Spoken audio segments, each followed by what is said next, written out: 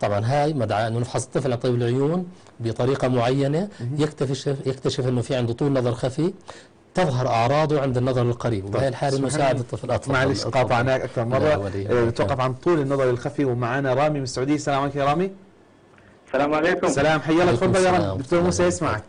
يعطيكم العافية يا دكتور. اهلا وسهلا، مساء النور، يا هلا يا هلا. منورين الشاشة يا دكتور. الله يخليك، من لطفك يا اخي. الله يسلمك. الله يحييك. الله يعطيكم العافية. الله يعافيك. معليش يا دكتور، أنا عندي مشكلة والله. احنا أهل السعودية. حياك الله. دائما ندور الأطباء الكويسين والدكاترة برا السعودية وكذا. فعندنا مشاكل مرات ما نصير فيها أو نلقى الحل. إن شاء الله خير. لكن إن شاء الله فيك الخير والبركة. إن شاء الله فيك. تفضل، إيش مشكلتك يا رامي؟